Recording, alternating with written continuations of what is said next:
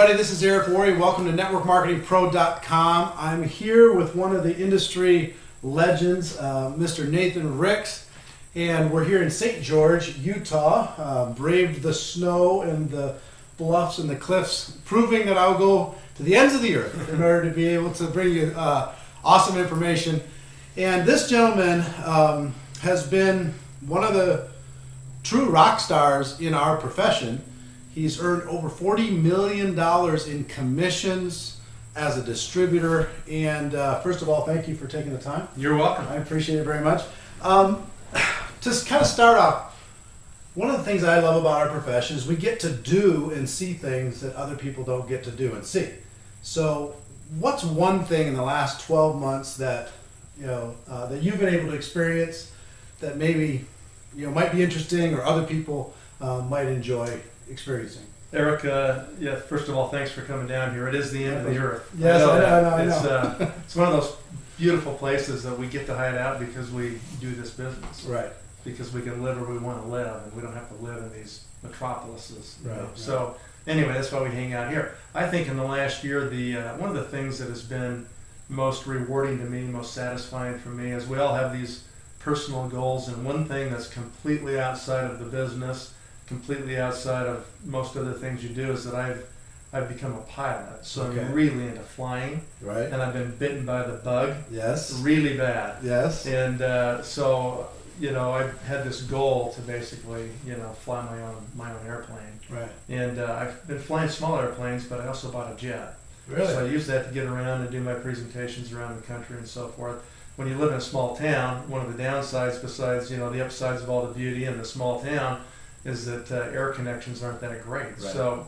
So basically, we don't worry about that anymore. We just go wherever we want to go direct, and then we come back here. So what kind of jet do you have? It's a Citation, Cessna Citation. Nice. So how fast does it go? 400 and something miles an hour, whatever. And seats how many? We can take 9 total with the pilots. I'm so jealous. But anyway, the key has been to learn to do that single pilot. Yeah. And there's a few jets that you can get a single pilot rating in, and this is one of them. And so that's been a goal of mine, is to be able to do it all by myself. And Sure. and it's busy, when you're Right. in a jet and it's going real fast, and Right. you got airspace and you got approaches and airports and things. How So, far is the jet from your house here? it's about 10 minutes. Oh, Yeah. man. No, it's No great. security. Don't have to go through the lines. Yeah, you have your own security at the gates of the airport, but it's a card, and Right. you're in, and you get in your hangar. Pretty and, nice. Open it up and go. I'm completely jealous. I'm fun. behind you a little bit, but I'm It's coming. fun. Some questions for you today. First of all, we both of us are big fans of the network marketing profession. We think it's the best way there is to live. But it's true that there's misconceptions around the world about our profession. What do you think is one of the biggest misconceptions about our profession? Well, obviously the biggest one is people say, well, that's a pyramid scheme, and certainly, there are people out there that would want to operate a pyramid scheme. Sure. Bernard Madoff is one, and Right. there's others, that do it in a really big way. Right. Network marketing people that are ill-informed or maybe even dishonest do it in a smaller way. Right. But nevertheless, pyramids are illegal in every state I know of and every country I know of. And the difference is that if you can find a great company, you can find honest people, Right. and you can end up finding products that are real, Right. then you can build a real business. And that's where I think the public gets confused. And part of the problem is the industry's confused with it. Sure. Unfortunately. Sure. It's There's been a few people out there that have gone out there. We always say network marketing done wrong is Yeah. your worst nightmare. Yeah. Network marketing done right is a fairy tale. Yeah. And you got to find it and find the way that it's done right. And that comes down to management, company, a product line that's for real. Those key things. Compensation plan that's within the bounds that have been set out there. Those are the key components to find one that's real. So what would you say to the people who are perpetuating this? I mean, there's all this online, people are going crazy online, they're pitching their stuff, they're telling their stories. What would you say to some of the people that are perpetuating this misconception that you're talking about? I'm out here there? to talk right there. Let's kill this. Then we'll have to cut that. Okay. Hey guys, we're just recording in here, so okay. Sorry about that. I should have closed that door to begin with. Cool. Okay, let's pick it up there. So, what would you say to the? Sorry. So, what would you say to the people who are perpetuating the misconceptions out there in the marketplace? Well, I hate them. Yeah. You know, they ruin a great industry. They ruin what can be the greatest industry. Right. And that's unfortunate. And it's just, you know, it's up to us in the industry, I think, to expose that and educate people so they know the difference. Right. Otherwise, we end up with the black eye, and we get thrown out with the baby with the bathwater. Right. And that's really unfortunate, because this industry done right is so great, and it can change people's lives to such a degree that you know, people need to understand it. I completely agree. Well, here's a question for you. There's so many, I think the DSA says there's 67 million people involved in the direct selling, associated, you know, in companies around the world. You've made $40 million in commissions in the 20-some years that you've, you know, a little bit more than 20 years that you've been involved with the profession. What makes you so special? I mean, everybody out there wants to have the results. They want to have the private jet. They want to live in an amazing house. They want to be able to kind of have the lifestyle stuff too. What makes you different than the other people in the profession that don't have the results that you have? Well, you know, I'm no different than anybody else. You know, that's one of the misconceptions, is people think somebody. But you have to be somehow. People think though that, you know, well, they jump into their pants both legs at a time in the morning, and they're somehow superhuman, or they're better or different. That's not really true. I think the only place that people that are really successful might be different than the masses is that they know how to, you know, two things. One, they know how to focus on something, on one thing, and they know how to commit to that. Okay, and then they just stay consistent in that commitment. And so focus and consistency, really? Yeah, really. I think that's really it. You know, of course, you've got to have, you know, the right vehicle and the right company, and the right assuming that all that you've got the place. opportunity that's all equal. The thing that separates two people would be that one person is very focused. They know how to focus, and that's really hard for, you know, entrepreneurial people to do, or people that even have ADD. Right. Which I think a lot of people in my group have. Right. And that's okay. I mean, you know, the people that didn't fit the regular corporate environment, they couldn't put up with all the baloney and the memos and the politics, you know, they were looking for a better way to utilize their energy and their skills and their talent. And that's great. And I think a lot of that kind of personality gravitates towards what we do, because it suits them so well. They're so good at it, fits their personality. But the fact is, they have a hard time putting the blinders on. And when you make a decision, you know, the biggest thing that's really critical is you got to put the blinders on. It's like a horse that has blinders on, so he's not distracted and looking all over the place. You want to just get focused on that one objective, and then be absolutely consistent every day. And that's the biggest thing people can't do. You know, people say, well, I'm committed. They don't even know what it means when they say the word to be committed. You know, I mean, people don't know commitment. They don't know what it means to do that. Yeah, they're looking for, well, don't you think that so many people come in with this lottery mentality, you know, hoping to get in quick before their neighbor does? They're not necessarily learning the skills. Well, that mentality is appropriate in a pyramid scheme where you've got to be the first one in. Sure. But with this company I'm with, I didn't join until it was 5 years old. Right. I wouldn't even look at one unless it's 5 years old, because they don't even know. They don't know if they can even pay the plan they promised. Exactly. Right? So for me, I think once you've decided, it doesn't really matter how old the company is or any of that stuff. That's really immaterial. What matters truly is, can you really focus and can you really be committed? Let me ask you what you mean by that, because focus and consistency, I would agree with that. With the same thing with me. I've had the ability to do that, and I know many of the other top leaders that I've talked to have the same ability. Assuming that people pick a good company and they've got good products and good compensation, all that stuff's solid. Assuming that, when you say focus on what? Well, you got to just be focused on meeting the objectives of the compensation plan. Okay. You got to be focused on people. You know, that's the key component here. Those are the assets of your business. Right. Are your key downline distributors. And so what you have to do is be really focused and really consistent. And the problem is that people will be consistent for a week, then they get blown off course, you know. And life happens to everybody. You know, problems, you know, work problems, children problems, divorce, you know, failures, deaths, you know, disappointments. That's life. That's going to happen to everybody. Can you focus through those bumps in the road that happen to everybody? Or are you going to get bumped out of the cart? and then be back to regular life. And then you have to say, so what's different now? So Right. you're going to go back to a job. You're going to go back to, where does that go? Right. That doesn't go anywhere. Right. That's not really. That's just treading water and paying your bills, and Right. you're never really making any real progress, right? And the key, Eric, I think, is that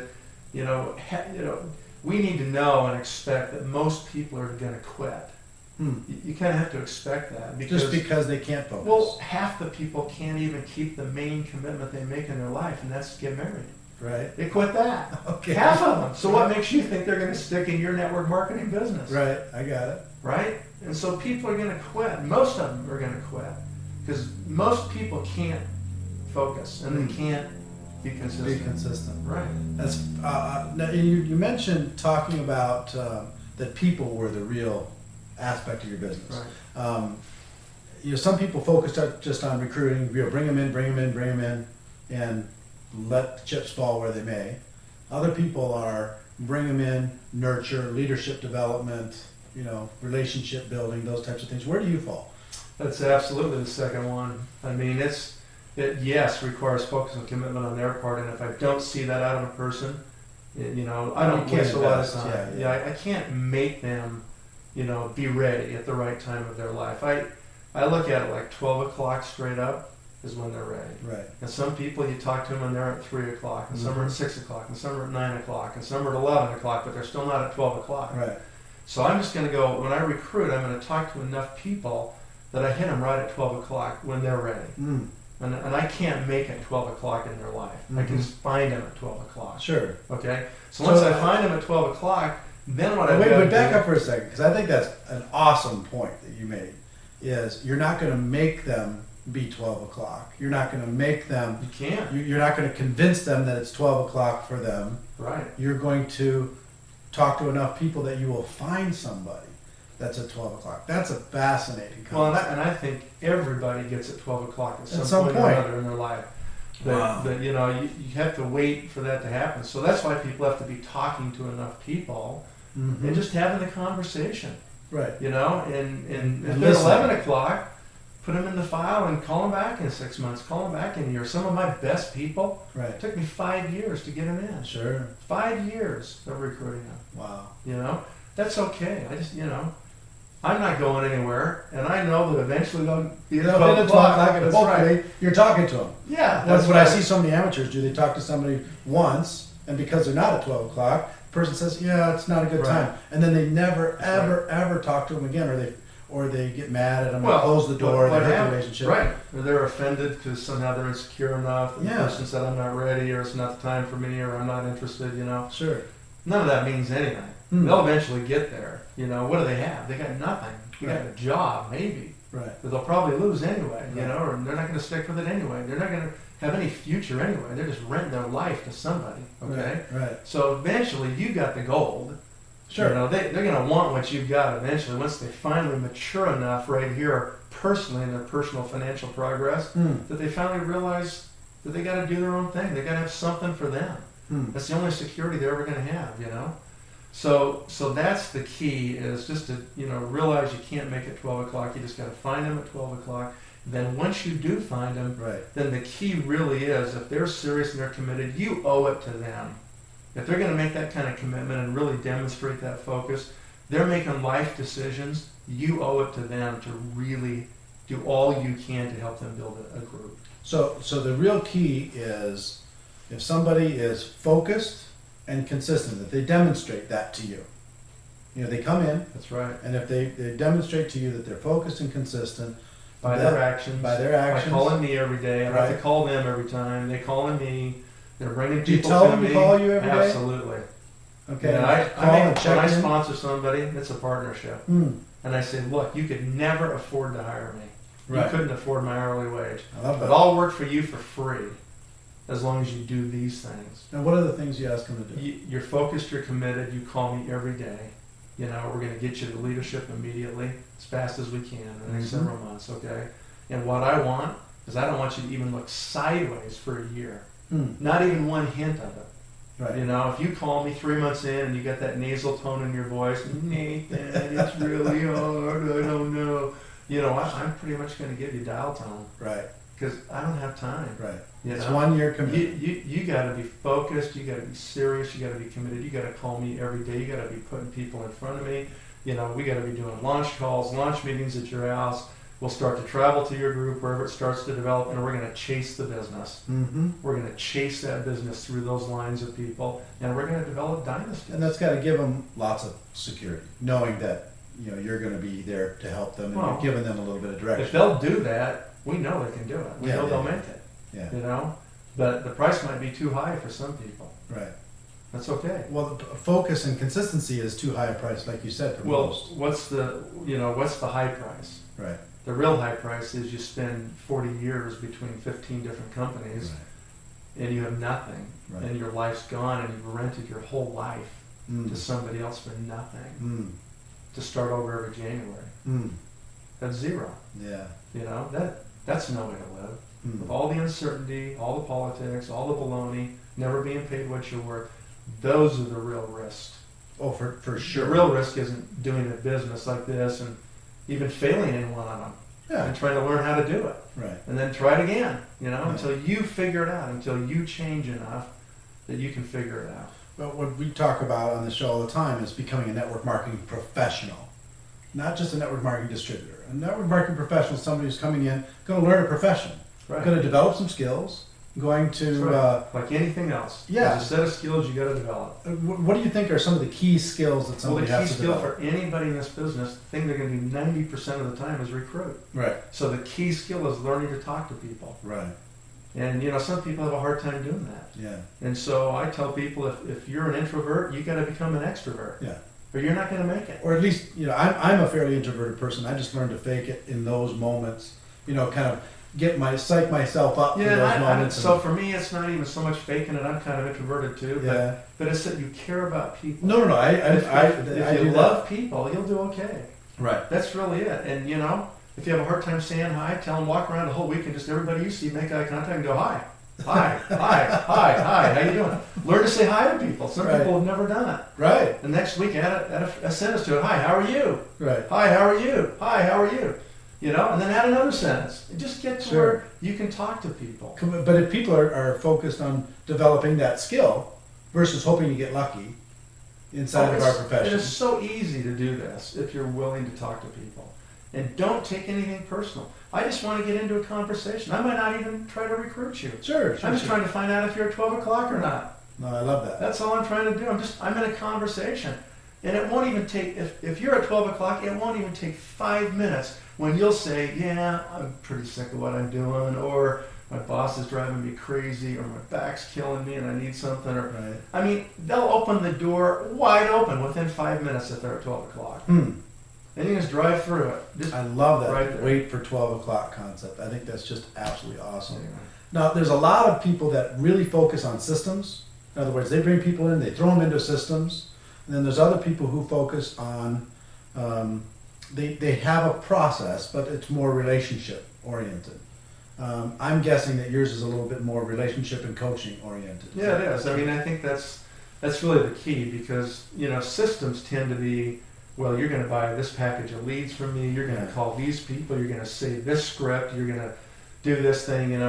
That's a lot more mechanical. It's not very humanistic. It doesn't really relate to people. Have you seen that? Have you seen that work? Or well, it does for a while. for a while? But the problem is in network marketing, you're dealing with your family and friends and neighbors, and hopefully you're dealing with the people you care about most. If you think it is a scam and it's a pyramid and you don't want to talk to anybody that's a big red flag. You better exit that situation. I have people come in and say, well, I don't want to talk to anybody I know. Right. I'm like, well, what? Why? Right. You don't believe in it. You don't believe in the system. You don't believe in the products. You don't believe in the industry. What? You just want to run out there and take advantage of a bunch of people? Is that how you're viewing it? If that's the way you're viewing it, you're all screwed up. Right. I don't have time to work with you because you don't believe it. Right. And you better not do it if you don't believe it. Yeah. And so you should talk to the people you care about most if you really believe it. Right. For sure. So friends, family, neighbors, contacts, it's FFBC. Right. Those are the 4 networks everybody has. Okay. Friends, family, business, community. Okay. And I just want them to, think about those 4 groups And we're going to write down names, and we're going to go to the hottest family member, the hottest friend, the hottest business contact, and the hottest community contact. Mm-hmm. Okay? And start down the road. And we're going to start 4 groups, and we're going to see what happens. Now let me ask you this. There's so much happening today with social media, Facebook and Twitter, and people are connecting, and they're developing substantial, not warm markets, but medium warm markets. They're not cold. They're developing real relationships with people. What do you see as far as some people being able to use that tool? Those are all good initial ways to make a contact, but it really comes down to personal conversation. Right, I agree with that. Right, I mean that's just another way that they're part of a network of yours, a friend of yours, a family member, a contact. Sure, those are all great things. Okay, but then it comes down to talking to people. I mean, we make extensive use of Skype. We do that all the time as a new tool on the web that we can use to have face-to-face conversations with the video portion, or just voice conversations, share files, whatever, okay? So there's lots of things you can do from a technology point of view, but it comes down to that person. That person's got to believe that they're going to have a future here, that there's an opportunity here. And so that comes down to me relating directly with that person and saying, listen, this is a partnership, Right. You push on the gas, I'm going to push on the gas. You let off, I'm going to let off. Because my time's my most valuable asset I have. Especially, I love that you couldn't afford me. Yeah, well, for most people, they're starting part-time anyway, right? Right. So that 1 hour a night they have, or weekends or evenings, that's when they're going to start building their business. They're working for the man still 8 hours a day.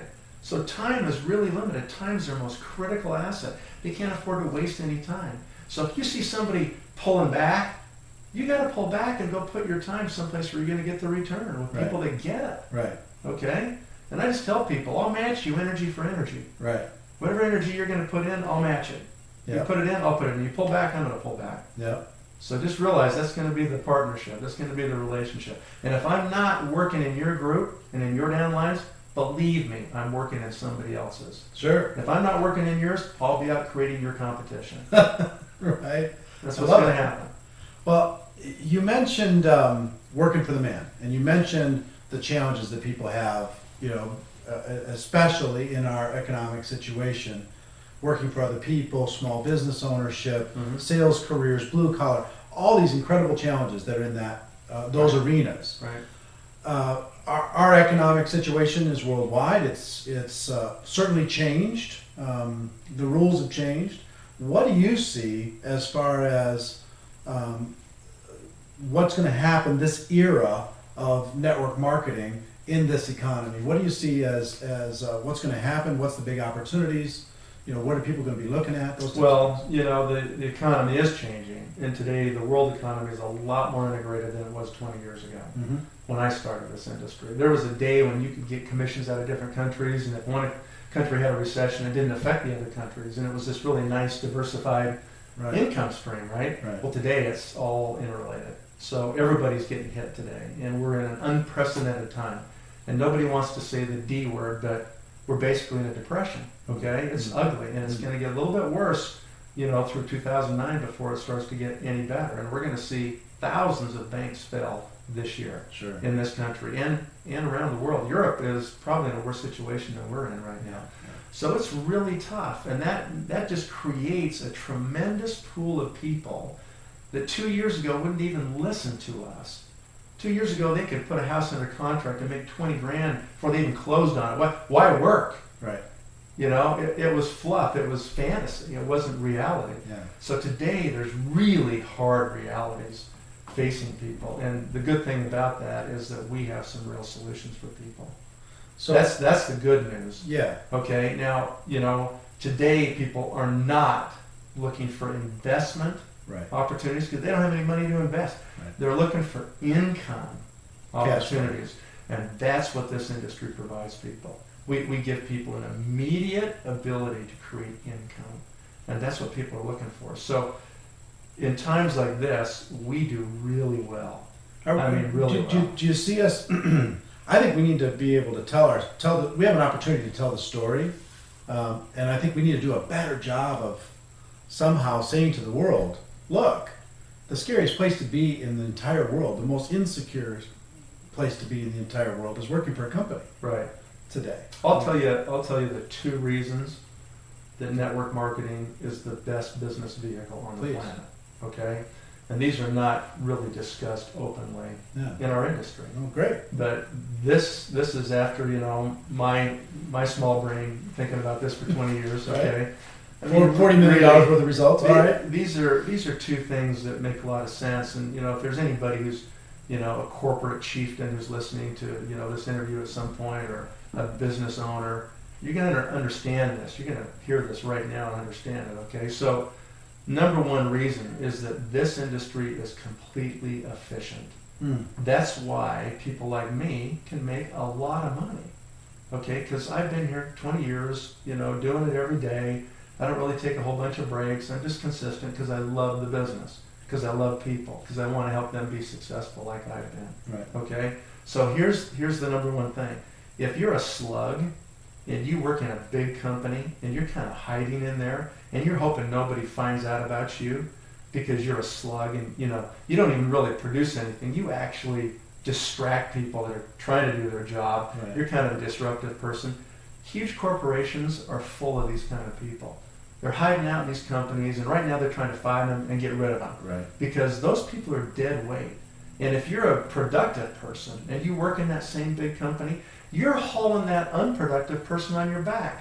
You're trying to produce enough for you and to pay their salary. Okay? And big companies, by their very nature of the traditional employer-employee structure of the world that's been out there for 100 years, that model is becoming more and more broken because it has to carry lots of unproductive people. Now, if you can, you know, have an inefficient system like that, and you could change it, and you could make it completely efficient, and in this business of network marketing, the reason it's efficient is I don't get paid anything unless I produce. Right. Period. Right. It's completely efficient. I don't have to haul anybody on my back. And so if you're a productive person and you're working in one of those big companies and you finally recognize all this and you recognize how many people that really don't produce anything in those companies, they just sit there and push paper or, you know, go to meetings or push memos and take a salary home, and the company has to pay their benefits and their overhead and their insurance and everything else, and you realize that you're paying for all that with your productivity, that's a nightmare. That drives you crazy. So what happens, it's like insurance pools.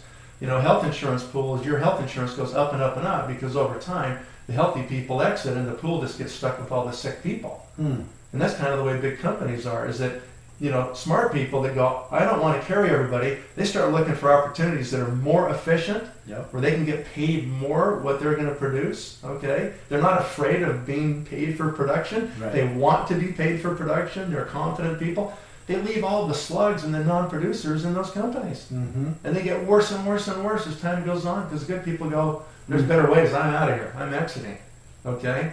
And so that's why it's becoming more and more broken as time goes on. And more productive people are going to find their way to places where they can be more closely compensated with what they know they're producing.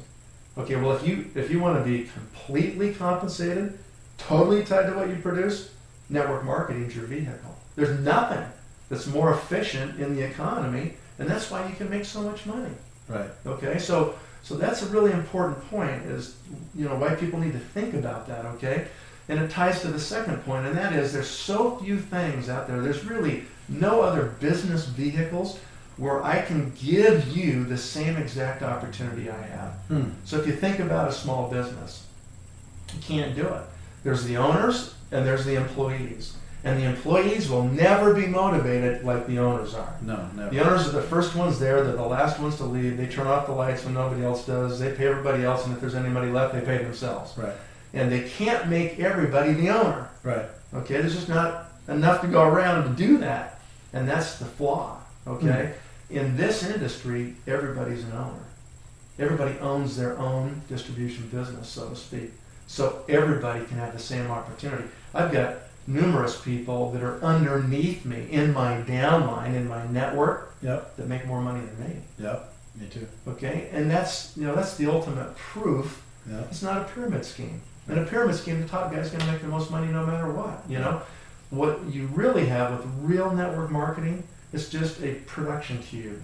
You know, and if somebody wants to build a bigger production cube of volume than my cube, they're going to make more money than me. Doesn't matter if they're underneath me, above me, whatever it is. They got their own business, right? That's right. So I can give every person the exact same opportunity, and that's really, really rare. That you can empower somebody to have exactly what you have. Right. It's really pure. It's Fascinating. very good. I love that, and I think we need to tell that story better to the whole world. Yeah. You know, we tell it to each other. We need to tell it to the whole world. Hopefully, this will be a part of that. Let me ask you this: you've been around for 20 years. You made $40 million. You've helped hundreds of thousands of people, I'm sure, around the world. During this process, was there any major defining moment, some moment where something just clicked and you went, oh, and then your business was completely different from that point forward? I'm sure there's many. Yeah, I mean, you know, over time you obviously have different experiences with different people and different scenarios, but I came out of the real estate industry, and when I had first joined this company that I'm involved with now, I went out and I started calling my friends, and I called a friend of mine that I used to do very large deals with, Right. $1 million deals with, and he worked at Coldwell Banker, and so I called him up and I said, I'm going to come down and talk to you. I got to show you this. And I remember walking in to his office, and he was busy, and the secretary said, go in the conference room, he'll be in a minute. And I remember sitting there with my bag and my products and stuff, and I'm thinking, okay, I'm gonna, you know, pitch this guy on this, and he's a friend of mine, and you know, I'm gonna make it happen. And he came in the conference room and he goes, what's up? You know, I'm real busy. What's going on? What do you got? And I said, well, you know, I've got this thing that I am really excited about. I think it's the greatest opportunity I've ever seen in my life. And he goes, well, what is it? And I said, give me your hand. And I grabbed his hand and I went, squirt, squirt, Right. squirt, like that. And he just stopped and he kind of pulled his hand away.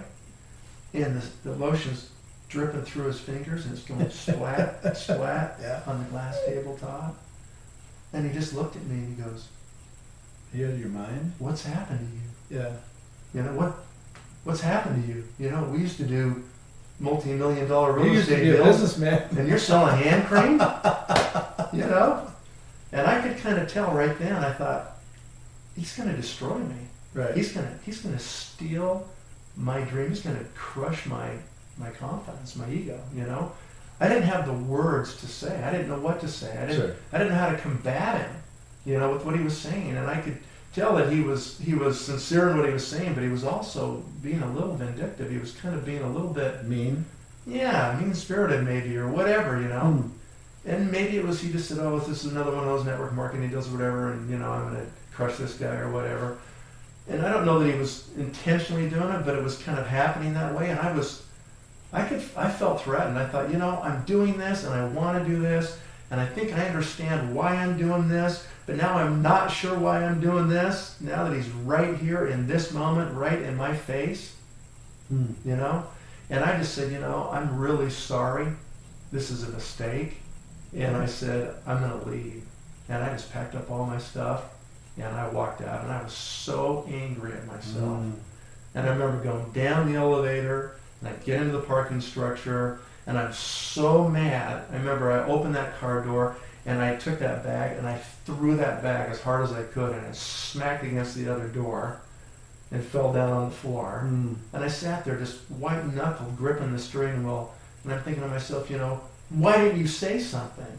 Right. You know, why didn't you defend yourself, you know?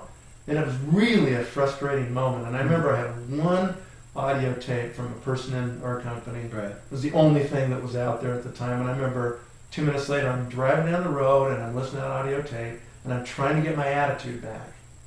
Because I really am like shaking. I'm shaking. I'm like, Right. I don't know why I'm doing this for sure, you know. How am I going to overcome that? Right. And I just remember listening to what that person was saying on that audio, and I was thinking to myself, that's why I'm doing it. Right there. That is why I'm doing it. Why didn't I say that? Right. Why didn't I say I'm doing this because I don't want to do deal after deal after deal and be unemployed every time I close a transaction like you and I have been for the last 5 years of our lives and have to start over from zero every time we close a deal and find the next deal or we're unemployed. I don't want it anymore. I want residual income. I want to be free. You know, why didn't I say that? And so that was a really defining moment for me. So That's when I kind of decided, you know what? That's why I'm doing it. Right. I'm doing this to be free. Right. It's not about hand cream. No. It's not about pills. It's not about supplements or a juice or anything else. Right. I'm doing it so I can be free. Right. Well, I will tell you, I think that's good. I think we've all had those. We've all had several of those. Do you need to get that? Yeah. Okay. I'll grab it. Sorry about that. That's okay. I'll just wait till it's done. Okay. Well, I think we've all had those moments. I've had those moments several times. I mean, you have self-doubts. You go through in any business, as you're building and you're growing. Right. Well, let me ask you this. I mean, first of all, I appreciate you taking the time and sharing some of your information. I think a lot of this was really, really valuable information. But do you have a particular message? Is there something that you're known for as far as what you consider your core message in this network marketing profession? And if you have something like that, if you look in the camera and we got thousands and tens of thousands of people that will be watching this program right now. What would you say to them if they're either looking at the profession or they're involved in the profession? If you have a message, why don't you give it to them? Well, I think the key really is that you've got to decide that you're going to do it. You got to decide that you have enough courage that you want to be free. And I guess the main message I have, really for everybody who might be listening out there, the main message is, don't be afraid. Have faith. Faith and fear can't coexist in the same body. So if you're full of fear, you don't have any faith, okay? It takes faith. You got to believe in yourself. You got to believe that it can happen. And sometimes you're doing that against all odds, against spouses that don't want it to happen, friends that don't think you can do it, people that have never done this but think they know better and are going to tell you all about it and why it won't work, okay? You got to believe in yourself enough, and you've got to be consistent enough that you can, keep putting one foot in front of the other. And if you do that, then what happens, and what's really critical, is that eventually you'll start to understand how to make it work. You'll figure it out, okay? And then as you figure it out, it'll make you free. That's really been my message, I think. My message has been to people, don't trade your life away. That's the big risk, is that you trade your life for a pittance. You rent your body and your brain to somebody else for nothing. For what? So you can start over in January with nothing and hope that you still have a place to go show up? What's so great about that? Where's the security in that? There is none. It's an illusion. The only security is in you, right here and right here. That you're willing to be focused and consistent, and you're willing to exercise faith. And if you're willing to do those two things, you can do it. Well, thank you very much. I appreciate you taking the time. Ladies and gentlemen, here's what I would ask you to do. With great information like this, and there's going to be much more coming, at the end of this program, comment. Put your comments. Did you like it? Did you hate it? Did you agree or disagree? Do you have any follow-up questions for me? I'd be happy to answer in future shows. I'd be happy to do that. But please be part of the discussion.